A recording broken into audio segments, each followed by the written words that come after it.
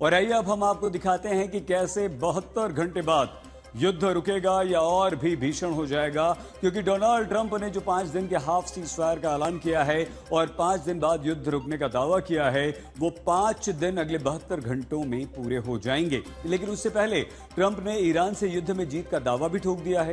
Trump ने कहा है कि ईरान की नौसेना और वायुसेना को हमने पूरी तरह से खत्म कर दिया है और तेहरान समझौता करना चाहता है। इसके साथ ही ट्रंप ने यह भी दावा किया है कि ईरान ने उन्हें एक बहुत बड़ा तोहफा भेजा है जो उन्हें मिल गया है, जबकि ईरान ये कह रहा है कि अमेरिका खुद से ही बातचीत कर रहा है, हमने तो कभी कोई बातचीत की ही नहीं। तो आइए हम आपको दिखाएं कि अब आगे क्या होने वाला है।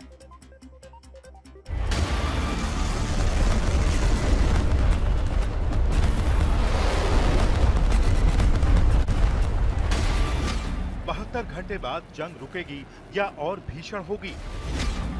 ट्रंप ने किया युद्ध में जीत का दावा, ईरान ने सिरे से नकारा। ट्रंप बोले ईरान ने भेजा बहुत कीमती गिफ्ट, सच क्या है? अमेरिका और ईरान के बीच क्या वाकई डील चल रही है? डोनाल्ड ट्रंप की ईरान में आखिर किससे बात हो रही है? We're doing a 5-day period. We'll see how that goes. And if it goes well, we're going to end up with settling this. Otherwise, we'll just keep bombing our little hearts. Trump के 5 दिन वाले cease fire का countdown जारी है।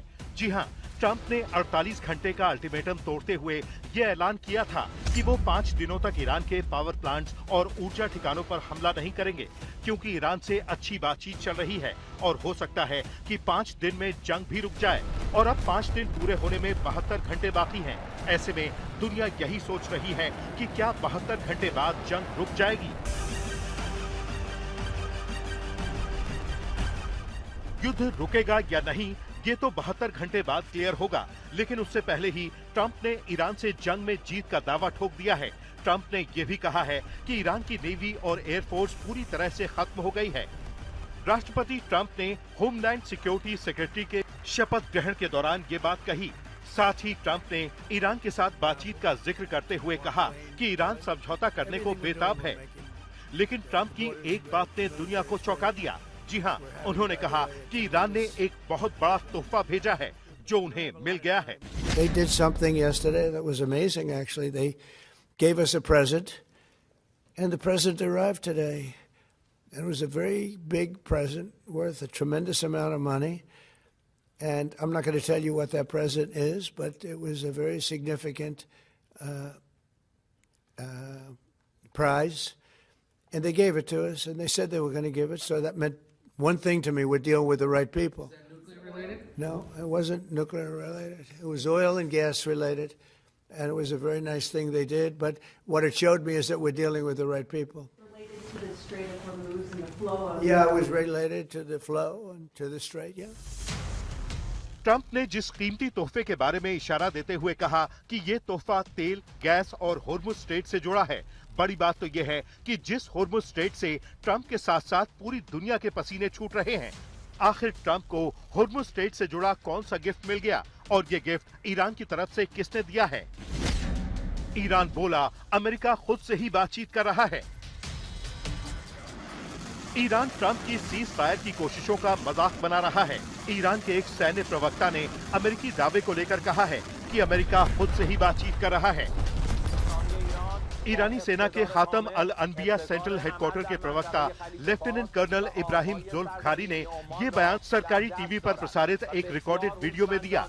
उन्होंने कहा कि America खुद से ही बातचीत कर रहा है। क्या आपके अंदरूनी हालात इतने खराब हो गए हैं कि आप खुद से ही बातचीत कर रहे हैं? हम जैसे लोग आप जैसे लोगों के साथ कभी समझौता नहीं करेंगे, न कभी किया है, न आगे करेंगे। आप जिस ताकत की बात करते थे वो अब नाकामी में बदल गई है। आप खुद को दुनिया की महाशक्ति कहते हैं, लेकिन अगर वो ताकत आपके पास होती तो आप अब तक इन हालात से बाहर निकल चुके होते। अपनी हार को समझौते का नाम मत दीजिए। आपके खोखले वादों का दौर अब खत्म हो चुका है। आखिर अमेरिका की ईरान में किससे बात हो रही है? अब सवाल यह है कि ईरान में अमेरिका किससे बात कर रहा है? और तो और ट्रंप ने यह भी दावा कर दिया है कि अमेरिका ने ईरान में सत्ता परिवर्तन कर दिया है, क्योंकि अमेरिका इजराइल के हमले में ईरान के पुराने और फिर उनके बाद आए सारे लीडर मारे जा चुके हैं। इसलिए अब वो एक नए ग्रुप से बात कर रहे हैं।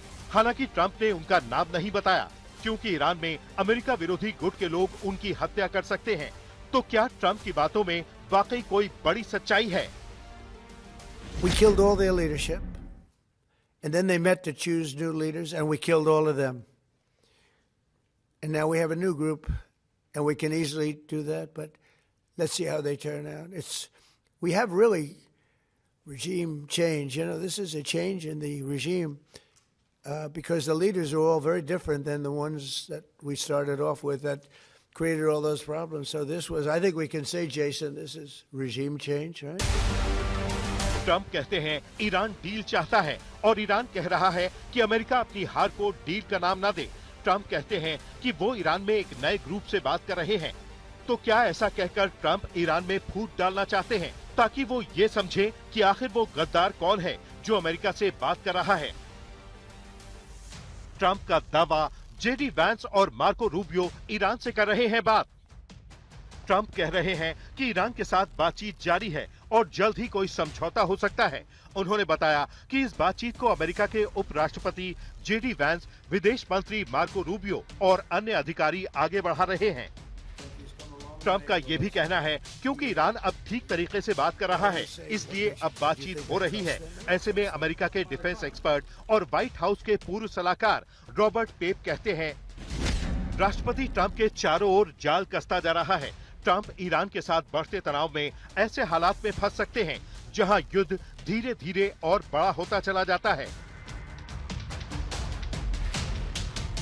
रॉबर्ट पेप ने एक और चेतावनी दी है कि अगर युद्ध बढ़ा तो हुर्मुज़ स्ट्रेट पर असर पड़ सकता है, जहां से दुनिया के तेल का बड़ा हिस्सा गुजरता है। इससे तेल महंगा हो सकता है और दुनिया की अर्थव्यवस्था पर बुरा असर पड़ सकता है। पेप के मुताबिक इस स्थिति में ईरान मजबूत हो सकता है और तेल पर ज्यादा कंट्रोल हासिल कर सकता है।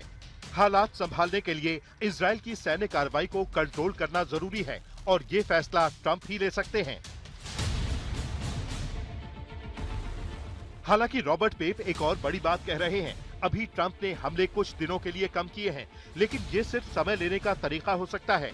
जब तक अमेरिका अपने सैनिकों को वापस नहीं बुलाता, तब तक ये नहीं कहा जा सकता कि तनाव कम हो रहा है। अब इसका क्या मतलब है? ट्रंप कहते हैं कि ईरान पर हमले के लिए उनके वॉर मिनिस्टर यानी रक्षा मंत्री पीट हेग्सेथ जिम्मेदार हैं, जबकि हेग्सेथ ने अपने ताजा बयान में कहा है कि ट्रंप ने ही सैनिकों को खोलकर हमले करने के लिए भेजा है, उनके हाथ खोल दिए हैं। साथ ही ये भी कहा कि अमेरिका की नीति है कि वो बमों से बात करता है। अब ईरान तय करे कि उसे क्या करना है। Historically obliterated, defeated from day one with overwhelming firepower. The air campaign that we've conducted, that Israel's conducted alongside us, was one for the history books, truly. And it's because we have a president of the United States that when he sends his warfighters out to fight, he unties their hands to actually go out and close with and destroy the enemy as viciously as possible from moment one. And that's why we see ourselves as part of this negotiation as well. We negotiate with bombs. तो क्या America Iran के साथ double game कर रहा है? एक तरफ तो ईरान को धमका भी रहा है और दूसरी तरफ युद्ध विराम के लिए समझौते की बात भी कर रहा है। अब 72 घंटे बाद क्या होगा, दुनिया को उस घड़ी का इंतजार है। आज तक ब्यूरो।